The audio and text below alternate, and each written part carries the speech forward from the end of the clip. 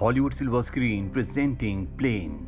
इस कहानी की शुरुआत में ब्रॉडी नाम के एक पायलट को दिखाया जाता है जो वीडियो कॉल करता हुआ अपनी बेटी से अपने प्लेन की तरफ जा रहा होता है।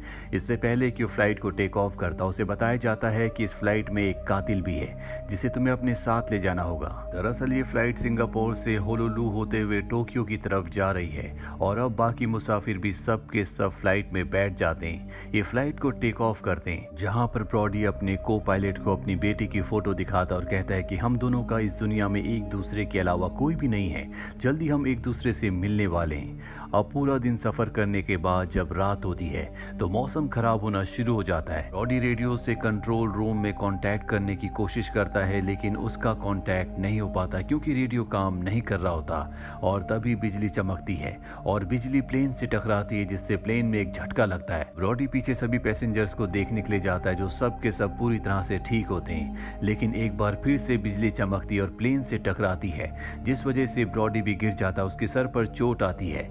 ब्रॉडी किसी तरह से वापस अपनी सीट पर आता है और अपने को पायलट से कहता है कि हमें जल्दी से जल्दी लैंडिंग करनी होगी क्योंकि अगर और बिजली प्लेन से टकराई तो हमारा प्लेन क्रैश हो जाएगा।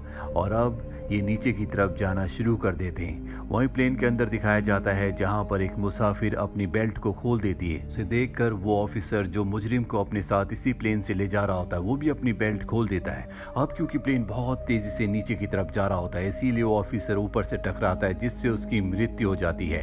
ब्रॉडी देखता है कि ये एक आइलैंड के ऊपर है इसीलिए वो इमरजेंसी लैंडिंग करने का तय करता है और बहुत ही सुरक्षित तरीके से वो प्लेन को लैंड कर देता है। लैंड होने के बाद उसके पास एक एयर हॉस्टेस आती जो बताती है कि ऑफिसर की मृत्यु हो चुकी है। वहीं दूसरी तरफ इस कंपनी का जिस कंपनी का प्लेन है उसके ओनर को पता चल जाता है कि प्लेन कहीं गायब हो चुका है क्योंकि प्लेन अपनी जगह पर लैंड नहीं हुआ होता, ना ही प्लेन का उससे कोई संपर्क होता है। इसीलिए कंपनी का ओनर एक रेस्क्यू ऑफिसर को यहाँ पर बुलाता है। इसका काम है कि ये उस प्लेन को ढूंढेगा जो प्लेन कहीं गायब हो चुका है। वहीं ब्रॉडी को दिखाया जाता है जो सभी पैसेंजर्स को कहता है कि प्लेन में अब भी बिजली मौजूद है, हम इससे प्लेन को दोबारा से स्टार्ट करने की कोशिश करेंगे। तुम में से किसी को घबराने की जरूरत नहीं है, हर किसी को हर तरह की फैसिलिटी मिलेगी। अब ये प्लेन को चेक करते हैं तो इन्हें पता चलता है कि प्लेन में जो बिजली है वो बहुत कम है, इसीलिए यहाँ पर इन्हें किसी का इंतजार करना होगा। यहाँ ब्रॉडी का जो को पायलट होता है वो कहता है कि हम जिस आइलैंड पर फंसे हैं ये एक प्राइवेट आइलैंड है जहाँ पर ऐसे लोग हैं जो किसी सरकार को किसी गवर्नमेंट को नहीं मानते और अगर वो हम तक पहुंच गए तो वो हमें नुकसान पहुंचा सकते हैं। अगर उन्होंने हमें पकड़ लिया तो गवर्नमेंट भी हमें बचा नहीं पाएगी। अब ब्रॉडी कहता है कि हमें किसी भी कीमत पर जल्द से जल्द यहाँ पर रेडियो को ठीक करना होगा ताकि हम रेस्क्यू टीम को यहाँ पर बुला सकें। और पूरी तरह से चेक करने के बाद समझ जाते हैं कि रेडियो को ठीक नहीं किया जा सकता, इसीलिए सब पैसेंजर्स को बताते हैं कि हमें आइलैंड के दूसरी तरफ जाना होगा जहाँ पर हम किसी रेडियो को ढूंढकर रेस्क्यू टीम को यहाँ पर बुला लें।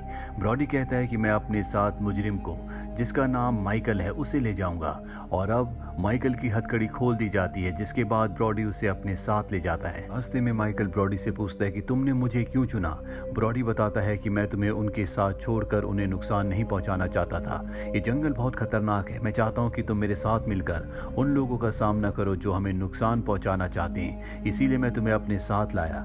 वहीं आइलैंड पर हमें इस आइलैंड के बुरे लोगों को दिखाया जाता है जिनके पास एक आदमी आता है और उनके ग्रुप का जो सरदार होता है वो आदमी उसे बताता है कि इस जंगल में इस आइलैंड में एक प्लेन ने अभी अभी इमरजेंसी लैंडिंग की है।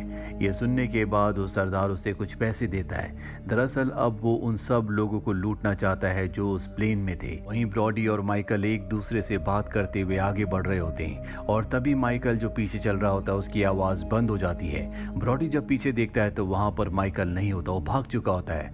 लेकिन ब्रॉडी इस बात की परवाह नहीं करता क्योंकि वो जल्द से जल्द किसी रेडियो को ढूंढकर यहाँ मदद मंगवाना चाहता है। वो एक बंद फैक्ट्री तक पहुंचता है और जब वो उसके अंदर जाता है तो वहां पर एक कॉलिंग मशीन होती है जो खराब होती है, पर ब्रॉडी उसे ठीक कर लेता है और हेल्पलाइन को बताता है कि वो किस आइलैंड पर है, कहां पर फंसे हुए हैं।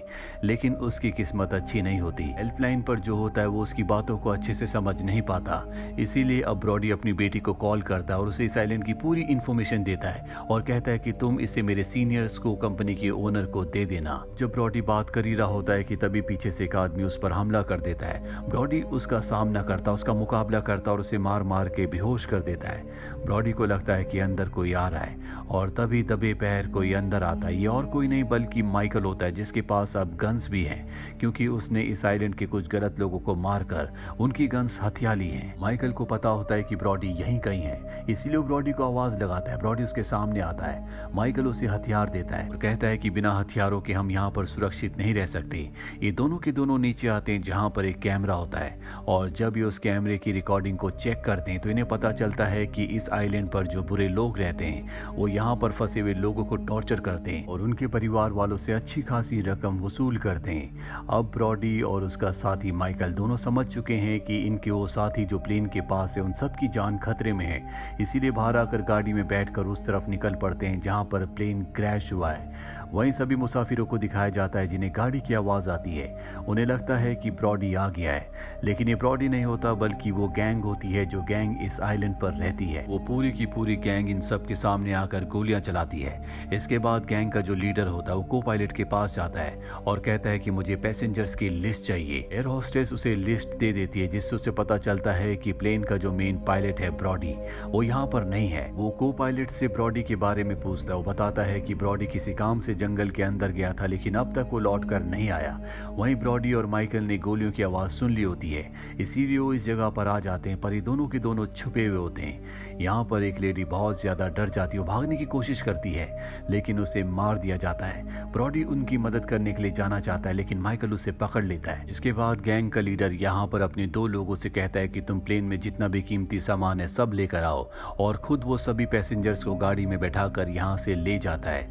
वहीं जब उसके दोनों आदमी गाड़ी से कीमती सामान निकाल रहे होते हैं भी वहां पर ब्रॉडी और माइकल आ जाते हैं जिनके पास खतरनाक गन्स हैं। वो उनमें से एक से पूछते हैं कि बताओ वो उन सब आदमियों को लेकर कहां पर गए हैं। वो बताता है कि यहाँ पर एक फैक्ट्री है, गैंग उन्हें वहीं लेकर गई होगी।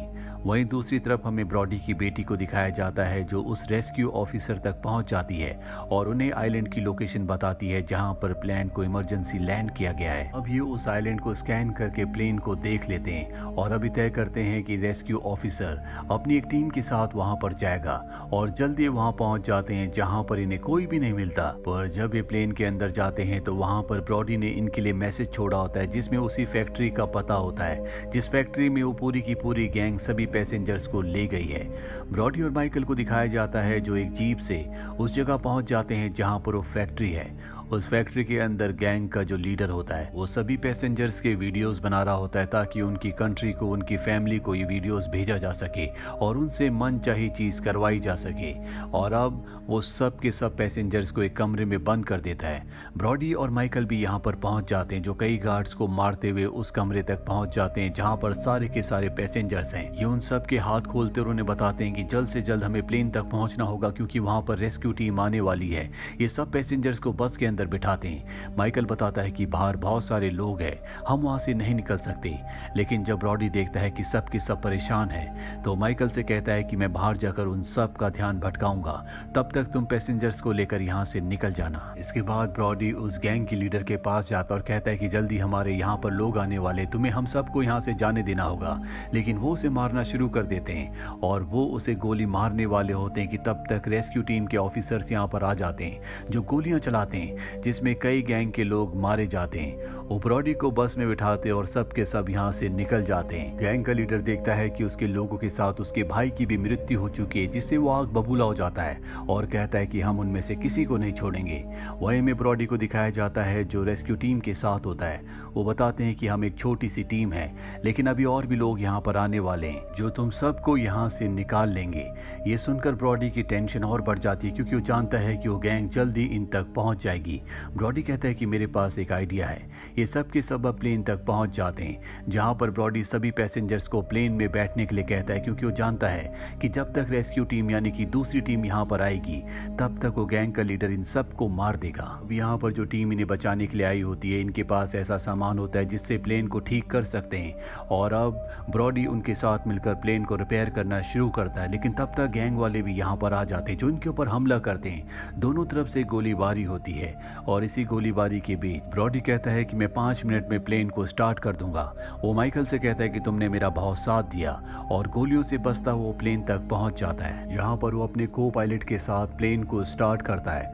वही माइकल की गोलियां खत्म हो जाती है, और जब वो गोलियों को चेक करने के लिए उस बैग को चेक करता है जो यहाँ पर रेस्क्यू टीम लेकर आई है, तो उसके अंदर पैसे होते हैं। वो दूसरे बैग को चेक करता है तो उसमें उसे गोलियां मिल जाती है, जिसके बाद एक बार फिर से वो गैंग के ऊपर हमला करता है। अब प्लेन स्टार्ट हो चुका है, सबके सब एक एक करके प्लेन में चढ़ जाते हैं, लेकिन माइकल प्लेन में नहीं चढ़ता। वो पैसों का बैग लेकर जंगल की तरफ भाग जाता है। प्लेन कंपनी का जो ओनर होता है वो ब्रॉडी से कहता है कि तुम टेक ऑफ करो, मैं तुम्हें बताऊंगा कि तुम्हें कहां पर लैंड करना है। और अब ब्रॉडी यहां पर प्लेन को टेक ऑफ करने की तैयारी करता है, लेकिन गैंग का जो लीडर होता है वो रॉकेट लॉन्चर लेकर उसे उड़ाना चाहता है, लेकिन माइकल उसे देख लेता है, और इससे पहले कि वो रॉकेट लॉन्चर से प्लेन पर हमला करता माइकल उसे मार देता है। ब्रॉडी माइकल को ऐसा करते हुए देख लेता है। ब्रॉडी इसके बाद प्लेन को टेक ऑफ करके इस आइलैंड से दूर ले जाता है। वहीं माइकल, जिसके पास पैसों से भरा हुआ बैग है, वो पैसों को लेकर जंगल की तरफ भाग जाता है। ब्रॉडी अपने को पायलट के साथ आइलैंड से तो निकल चुका है,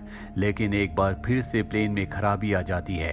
ब्रॉडी किसी तरह से प्लेन को रनवे पर लैंड करता है, और एक बार फिर से वो सबकी जान बचा लेता है। अब यहाँ पर रेस्क्यू टीम भी आ जाती है। ब्रॉडी और माइकल की बहादुरी की वजह से सबकी जान बच गई।